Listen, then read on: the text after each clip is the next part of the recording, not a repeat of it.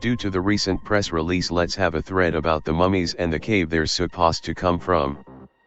All this information/pictures comes from the defunct Ciudadela Subterránea de Nazca website. The Huayquero Leandro Benedicto and his team, after reviewing everything that exists in the room, only found seashells, 2 Inca bundles with their weavings, and several stones carved with forms of alien beings. Somewhat disappointed, he goes home and begins to think that little has been found in this room. After talking with the family, he decides something new, to hit the stone walls to see if there is another place. When they arrive again to the place, they decide to hit the walls to see if there is another room behind the walls. After a couple of minutes, they hear a vacuum in one of the walls, and with their team they decide to make a hole in the wall. After an hour they break a hole where they can put half a body. One of them puts the body with a lantern in the hand, because the place is very dark, and when lighting with the flashlight, he manages to see a being of about 2.50 meters high, blue in color, and with luminous eyes that was watching him, which scares the Huayquero, taking out his back quickly, and with fear he warns everyone, and they quickly leave the place with great fear. This was early 2015, in the middle of the night each one of them arrives at their homes, thinking about what one of them had seen, and if it was possible to enter and what security they would have when entering, since they did not know well what they were facing. After half a year, they decide to meet again to go to the hall. They take everything they need, to be better lit and a gun and shotgun, which could give them some security. After 3 hours, they arrive to the area. And with some fear they enter the hall, and they go to the hole they had made in the stone wall. First they illuminate the new room, and they see that it is somewhat high. Happily they raised a ladder and ropes. First one of them begins to descend, and checks the place, and sees that everything was clean, and his surprise was great, when seeing in the middle of the room, a very large stone sarcophagus, and he warns the others to lower the generator, to be able to light up better, and so all of them with certain misgivings begin to go down, checking thoroughly the whole place, and they see that in one of the sides there is a passage, and a body of a giant that is like embedded in one of the walls. They could not believe what they saw. Several of them start to think how to open the lid of the sarcophagus, but without success, since it is very heavy, and it does not move even a millimeter, without being able to do more. They return again somewhat disillusioned, thinking about what could be inside that sarcophagus. Again they all return to their homes. While at home, Leandro Benedicto, he starts to think with his family, especially his nephew who always accompanied him, and it occurs to them to take gasoline to break the lid that covered the sarcophagus. Then they go the next day and enter the underground enclosure, and get down to work. They pour gasoline on the rock lid, and proceed to set fire to it. After heating up, one of them pours cold water to break the lid, but unfortunately it only bursts the surface of the rock, and a shard comes out like a razor, and it cuts one of the Huayqueros slightly.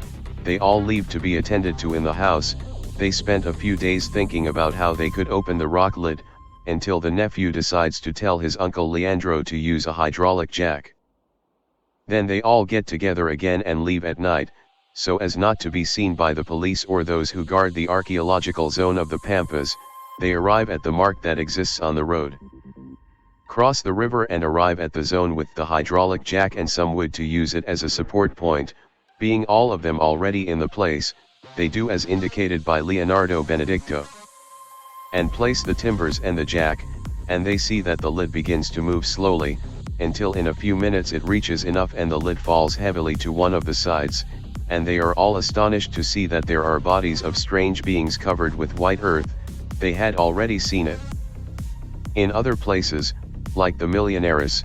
Then everyone carefully began to remove the earth to remove the strange bodies, and they saw that several of them looked like aliens or humanoid reptiles. They carefully removed several of them. When they see that there are too many, they decide to camp outside the entrance of the citadel, and to protect themselves from the police, they decide to bury the bodies in the surrounding area, so as not to take them home. This are personal notes. I don't know if there's a way to connect the Mummies Mazen's team are showing around the world with the citadel itself.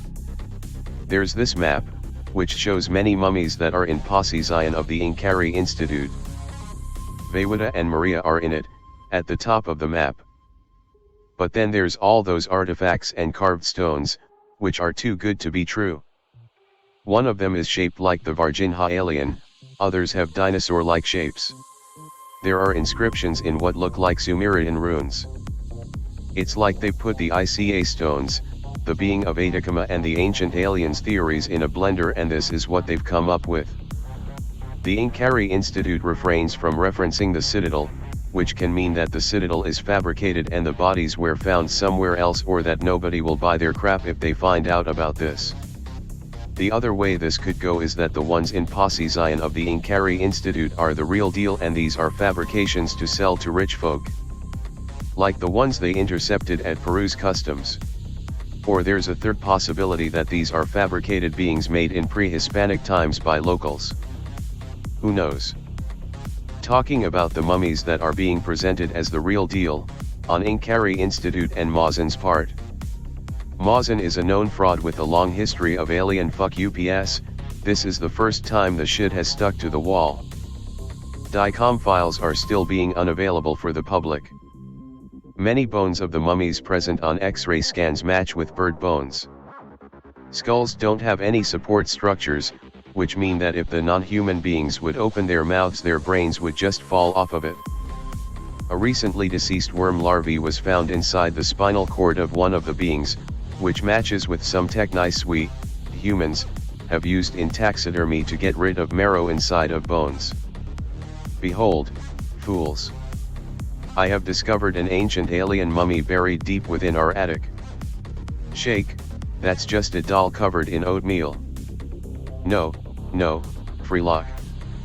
This is a priceless artifact from the distant planet of Sagiotmelia.